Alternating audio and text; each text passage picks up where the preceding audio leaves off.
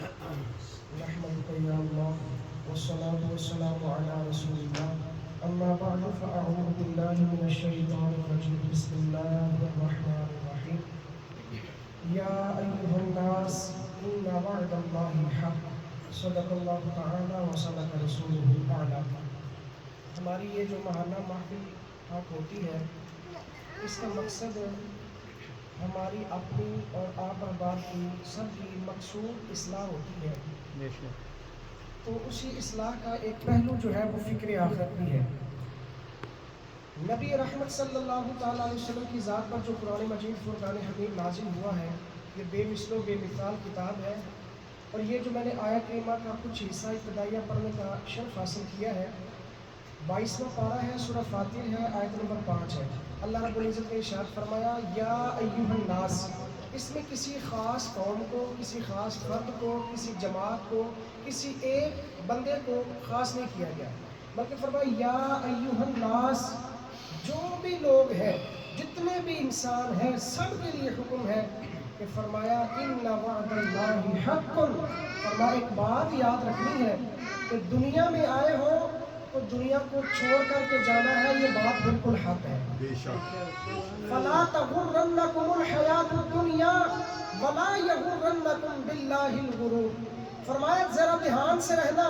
فلا تغرنکم الحیات الدنیا، جو عارضی زندگی ہے، جو عارضی لمحات ہیں، ان کو کہیں ابدی نہ سمجھ بیٹھنا، ان کو کہیں اپنی ہمیشگی والی زندگی نہ سمجھ بیٹھنا. فرمایا کہیں یہ دنیا کی زندگی تمہیں دھوکے میں نہ رکھے. فلا تغرنکم الحیات الدنیا ولا یغرنکم باللہ الغرور. اور نہ ہی کوئی اللہ کی بارگاہ میں مقبول بننے میں تمہیں کوئی دھوکے میں رکھے. اب اس آئین واقعہ کا جو آخری حصہ ہے نا، خزائن العرفان کے اندر مولانا نعیم الدین مراد آبادی رحمۃ اللہ تعالیٰ علیہ لکھتے ہیں، آپ فرماتے اس کا مطلب یہ ہے فلا یغرنکم باللہ الغرور، کہ فرماتے ہیں کہیں انسان کو یہ شیطان دھوکے میں نہ رکھے.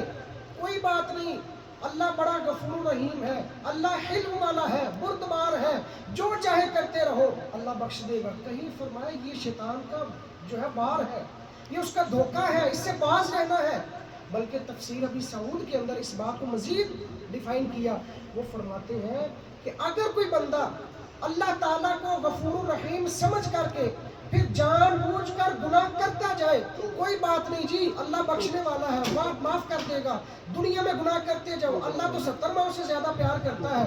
یہ مائنڈ سیٹ بنا کر کے اگر جان بوجھ کر کوئی گناہ کرتا ہے، تفسیر ابو سعود کے اندر وہ لکھتے ہیں کہ اس کی مثال ایسے ہے کہ کوئی بندہ بیمار ہوا، پھر وہ تندرست ہونے لگا تھا، دوائی کھا رہا تھا، بالکل ٹھیک ہونے کے قریب تھا.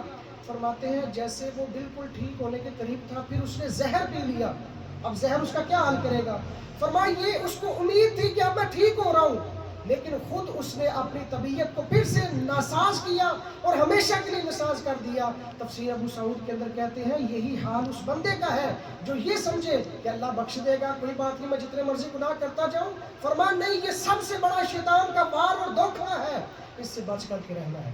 بلکہ اللہ رب العزت نے تو انسان کو بارہا مقامات پر توجہ دلائی ہے. جیسا کہ اللہ رب العزت نے 27واں پارہ سورہ حدید آیت نمبر 20 میں ارشاد فرمایا اعلموا انما الحیات الدنیا. اب یہ گرامیٹیکلی اگر دیکھا جائے تو اعلموا جو ہے یہ افعال قلوب میں سے ہے. فرمایا کہ پیارے حبیب ان کو بتا دو کہ یہ بات سن کر کانوں سے گزارنی نہیں ہے، اس کو دل کی تختی پر لکھنا ہے. یا اللہ بات کون سی ہے؟ فرمایا انما الحیات الدنیا لعب و لہو. فرمایا یاد رکھنا یہ دنیا کی زندگی جو ہے وہ کھیل و تماشا ہے. وہ کرتی کیا ہے؟ فرمایا زینت، یہ تمہارے سامنے بن سور کر آتی ہے. پھر کیا کرتی ہے؟ زینت و تفاخر بینکم. جب یہ دنیا بن سور کر تمہارے سامنے آ جاتی ہے تو پھر یہ تمہارے اندر غرور تکبر کو بھی پیدا کر دیتی ہے. پھر آگے پھر فرمایا کہ پھر بندہ اس لالچ میں لگ جاتا ہے کہ یار اس کے پاس اتنی جائیداد ہے، میرے پاس کیوں نہیں؟ پھر وہ اسی حرص کے اندر، اسی ہوس کے اندر لگ جاتا ہے، وہ اخلاقیات کے تقاضے بھی بھول جاتا ہے. فرمایا اس سے بچ کر کے رہو. زینۃ و تفاخر بینکم و تکاثر فی الاموال والاولاد کمثل غیث اعجب الکفار. آگے ساری مثال کو بیان کیا ہے. فرمایا کچھ بھی نہیں ہے, آخر میں جو کرکس اور نتیجہ کنکلوژن نکلے گا, فرمایا کچھ بھی تمہارے ہاتھ نہیں آئے گا. یہ ایسے ہے جیسے تمہاری آنکھوں کے سامنے کوئی جو کھیت تھے سرسبز ہوئے, اچانک سے وہ جناب ان کے اوپر سکھائی آ گئی, سوکھ گئے, ان کی ہریالی بھی ختم ہو گئی, ان کی سرسبز و شادابی بھی ختم ہو گئی. فرمایا یہی مثال دنیا کی بھی ہے. یہ بن سور کر صرف تمہارے سامنے آتی ہے, بلکہ دنیا تو پھر کام کیا ہے. اللہ رب العزت نے پھر خود اس کو مزید جو ہے وہ ایکسپلین کیا. دوسرے مقام پر سورہ عنکبوت آیت نمبر 64 کے اندر فرمایا کہ یاد رکھو یہ وما هذه الحیات الدنیا الا لهو ولعب وان الدار الاخرۃ لہی الحیوان. فرمایا یاد رکھنا یہ دنیا کی جو زندگی ہے یہ معمولی سی ہے, ہمیشہ والی زندگی. وہ جو ہمیشہ والی زندگی ہے وہ تو آخرت کی زندگی ہے. ہمیشہ والی زندگی آخرت کی ہے. اب پھر اسی کنسپٹ کو اگر لیا جائے, کچھ احباب ظاہر تجارت سے بھی ریلیٹڈ احباب بیٹھے ہیں, کام کرتے ہیں, یا دکاندار ہے کام کرتا ہے, پھر کہتا ہے کہ یار اگر علماء کی بات سنتا ہوں تو وہ کہتے ہیں کہ جناب جھوٹ بھی نہ بولا جائے, خیانت سے کام بھی نہ لیا جائے, جو ہے وہ امانت کا بھی خیال رکھے, سچ بھی بولے, اور پھر جو ہے وہ کسی کے ساتھ دھوکہ بازی بھی نہ ہو. تو پھر اگر ایسی باتیں کرتے ہیں تو پھر جناب ہم کاروبار کیسے کریں گے, ہمیں پروفٹ کیسا آئے گا. ان کے لیے مثال نبی پاک صلی اللہ تعالیٰ علیہ وسلم کے گھر والے بھی ہیں, سرکار کے دار والے بھی ہیں. حضرت خدیجہ رضی اللہ تعالیٰ عنہا ام المؤمنین, آپ نے بھی تو یہ سارے اصولوں کو اپنایا نا, لیکن دیکھیں کائنات میں سب سے بڑی سخاوت والی جو پیکر تھی وہ بھی ہو کر کے گئی, اور اللہ تعالیٰ نے تجارت بھی اتنی عطا فرمائی تھی. اور آپ کے صحابہ میں دیکھیں تو نبی پاک صلی اللہ تعالیٰ علیہ وسلم کی حضرت عثمان غنی رضی اللہ تعالیٰ عنہ, حضرت ابوبکر صدیق رضی اللہ تعالیٰ عنہ کیسی کیسی تجارت کی ہے, لیکن صداقت بھی ملی ہے. تو اس کا مطلب کیا تھا, کبھی جھوٹ نہیں بولا تھا. اور پھر تجارت بھی کی ہے تو اللہ تعالیٰ نے غنا کا مرتبہ عطا فرما دیا تھا. کیوں کہ کبھی آپ نے دو نمبری نہیں کی تھی. اگر وہ پاکیزہ ہستیاں سارے اصولوں کو اپنا کر کے تجارت کریں, اللہ ان کو وافر مقدار میں مال عطا فرما سکتا ہے, تو اللہ تعالیٰ سرکار کے آج کے امتیوں کو بھی وہ مال عطا فرما دے گا. یہ صرف ہمیں اپنے مائنڈلی طور پر کلیئر کرنے کی ضرورت ہے. اور یاد رکھو جو ان ساری باتوں کو سوچ کر کے بھی پھر نبی پاک صلی اللہ تعالیٰ علیہ وسلم نے کیا رہنمائی فرمائی. مستدرک للحاکم کی روایت ہے, اور روایت کا نمبر 7948 ہے. حضرت ابو موسیٰ اشعری رضی اللہ تعالیٰ عنہ حدیث پاک کے راوی ہیں, فرماتے ہیں میرے نبی نے ارشاد فرمایا من احب دنیاہ اضر بآخرتہ. فرمایا کہ جس نے اپنی دنیا کی محبت کو اپنے دل میں بسا لیا, دنیا میں معمولی تھے دن تھے, معمولی سی عارضی سی زندگی تھی, فرمایا اس کو ہمیشہ والی سمجھ کے بیٹھ گیا. من احب دنیاہ اضر بآخرتہ, جس نے اس دنیا سے محبت کر لی اس نے اپنی آخرت کو خود نقصان پہنچایا. اور پھر فرمایا ومن احب آخرتہ اضر بدنیاہ, اگر کسی نے آخرت سے محبت کر لی, دنیا کو عارضی سمجھا اور اللہ کے بتائے ہوئے طریقوں کے مطابق زندگی بسر کی, فرمایا اس نے اپنی آخرت کو تو سنوار لیا ہے لیکن اپنی دنیا کو نقصان پہنچایا ہے. اور آگے نبی پاک صلی اللہ علیہ وسلم نے خود فرمایا بھائی جب دونوں طرف سے نفع بھی ہے دونوں طرف نقصان بھی ہے, کام کون سا کرنا ہے. اب وہ توجہ سے سنیں جو کہتے ہیں بھائی دو نمبری نہ کریں تو کاروبار نہیں چلتا, ہم دھوکہ بازی نہ کریں تو ہمارے پاس پروفٹ نہیں آتا. میرے نبی نے ارشاد فرمایا فآثروا علی ما یبقى علی ما یفنى, فرمایا کہ یاد رکھنا یہ دنیا کی محبت بھی ہے آخرت کی محبت بھی ہے. فرمایا آخرت سے محبت کر لینا, دنیا کا نقصان برداشت کر لینا, اللہ تعالیٰ اس کے کامیابی بھی عطا فرما دے گا. یہ دنیا کا نقصان وقتی طور پر اس کو برداشت کر لو, کیونکہ یہ عارضی زندگی ہے, ہمیشہ والی زندگی تو وہ ہے. لیکن اس ساری تعلیمات کے باوجود اگر کوئی بندہ پھر بھی باز نہ آئے اور دنیا کو محبت کو اپنے دل میں بسا لے, یاد رکھیں اللہ رب العزت نے سورہ بقرہ آیت نمبر 86 کے اندر فرمایا فما جو اس طرح کام کرتا ہے, فرمایا اس کی پھر جزا کیا ہوگی, جو اس طرح کرتے ہیں وما جزاء من يفعل ذلك منكم الا خزي في الحیات الدنیا. فرمایا وقتی طور پر وہ یہ سمجھتا ہوگا میں بڑا جناب کاروبار کے اعتبار سے اوپر جا رہا ہوں, فرمایا یہ دنیا کی رسوائی ہے جو اس کا مقدر بن چکی ہے. اور پھر فرمایا وَيَوْمَ الْقِيَامَةِ يُرَدُّونَ إِلَىٰ أَشَدِّ الْعَذَابِ, یاد رکھے دنیا میں بھی رسوائی مقدر بن گئی اور کل قیامت کے دن بھی اس کو شدید عذاب کی طرف لٹا دیا جائے گا. یہ اللہ تعالیٰ نے قرآن میں واضح بیان فرما دیا، اور نبی پاک صلی اللہ تعالیٰ علیہ وسلم نے تو اپنے پیارے صحابہ کے ذریعے بھی فرمایا ہے کہ دنیا کو بسر کیسے کرنا ہے، گزارنا کیسے ہے۔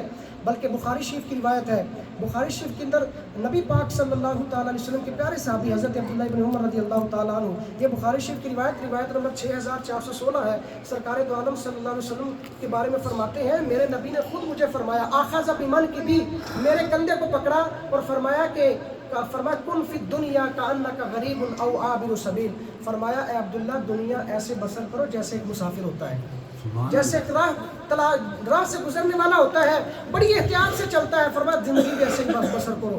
اب پھر راوی کیا لکھتے ہیں، وہ کہتے ہیں کان ابن عمر یقول، جب نبی پاک نے یہ وصیت فرما دی نا، یہ نصیحت فرما دی کہ دنیا ایسے بسر کرنی ہے، فرماتے ہیں حضرت عبداللہ ابن عمر لوگوں کو بتایا کرتے تھے، بھائی سرکار کے اس حکم سے، اس فرمان سے میرے اندر چینجنگ ہی آ گئی ہے، میں تمہیں بھی یہ درس دیتا ہوں، اذا امسیت فلا تنتظر الصباح، جب شام ہو جائے تو پھر یہ انتظار نہ کرے کہ ہمیں صبح بھی مل جائے گی، ہم صبح بھی، ہم نے تو جناب پورے سال کا کانٹریکٹ سائن کیا ہوتا ہے نا، ہم نے پورے سال میں یہ دن یہ کرنا ہے، اس مہینے یہ کرنا ہے، میرے نبی نے تعلیم کیا دی ہے، فرمایا یہ ایک ایک سانس اس کو آخری سمجھو، پھر فکر آخرت بھی تمہارے دلوں میں اجاگر ہوگی۔ فرمایا کہ اذا امسیت فلا تنتظر الصباح اور اذا اصبحت فلا تنتظر المساء، جب صبح ہو جائے تو پھر شام کا انتظار نہ کیا کرو۔ آگے کیا فرماتے ہیں، وَخُذْ لِصِحَّتِكَ وَخُذْ مِنْ صِحَّتِكَ لِمَرَضِكَ، فرمایا اگر اللہ نے آج صحت اور تندرستی دی ہے اس کو غنیمت جان لو، اور اپنی مرض کے اندر جب تم بے بس ہو جاؤ گے اس وقت فرمایا یہ آج کی نیکیاں تمہارے کام آ جائیں گی، یہ نیک اعمال تمہارے اس وقت کام آ جائیں گے۔ فرمایا وَخُذْ مِنْ صِحَّتِكَ لِمَرَضِكَ وَمِنْ حَيَاتِكَ لِمَوْتِكَ، اور فرمایا اپنی موت سے پہلے اپنی زندگی کو غنیمت جان کے نیک اعمال کر لو۔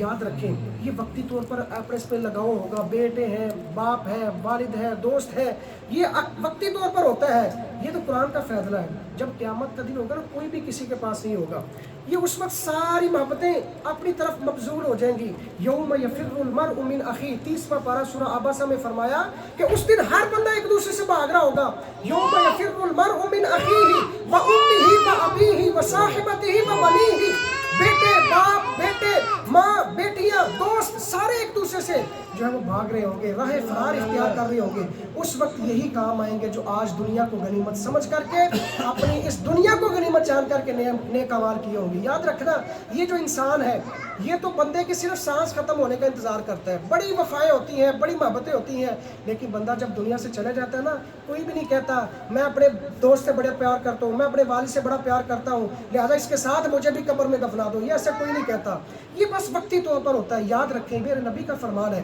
یہ بخاری شریف کی روایت ہے، روایت نمبر 6514 ہے، نبی پاک صلی اللہ تعالیٰ علیہ وسلم فرماتے ہیں یتبع المیت ثلاثۃ، فرمایا میت کی 3 چیزیں جو ہے وہ پیروی کرتی ہیں، جب دنیا سے جاتا ہے نا 3 چیزیں اس کے ساتھ جاتی ہیں، اہلہ ومالہ وعملہ، فرمایا اس کے خاندان گھر والے جاتے ہیں، دوست احباب جاتے ہیں، اس کا مال جو ہوتا ہے ٹھیک ہے کفن کی صورت میں ہوگا، چارپائی کی صورت میں ہوگا، خوشبو کی صورت میں ہوگا، وقتی طور پر چلا گیا، فرمایا وعملہ، تیسری چیز عمل ہے، اور پھر آخر میں فرمایا کہ اہلہ ومالہ، یہ دونوں واپس آ جاتے ہیں، صرف اس کے عمل اس کے ساتھ جاتے ہیں، گھر والے تو واپس آ جاتے ہیں، اور بلکہ جب سانس ختم ہوتے ہیں وہ میاں صاحب فرماتے ہیں نا جاندی واری ڈرونا بنیو تے ہاتھ نہ لانے ڈر دے، بڑی دفعہ ایسی سچویشن دیکھنے میں آئی، وہ کہتے ہیں جی قاری صاحب آپ نے غسل دینا ہے، ہم تو نہیں دیں گے، ہمیں ایسا ہو جاتا ہے، ہمیں ڈر لگتا ہے، کہتے ہیں جاندی واری ڈرونا بنیو تے ہاتھ نہ لاندے ڈر دے، جنہ نہیں تو پاک کمائے اج کتنے نہیں تیرے ڈر دے۔ یہ لمحہ فکری ہے، اس کو سمجھ لیجئے، اللہ تعالی ہم سب کو اس دنیا کو غنیمت سمجھتے ہوئے نیک اعمال کرنے کی توفیق عطا فرمائے، فکر آخرت کی توفیق عطا فرمائے، آمین بجاہ نبی۔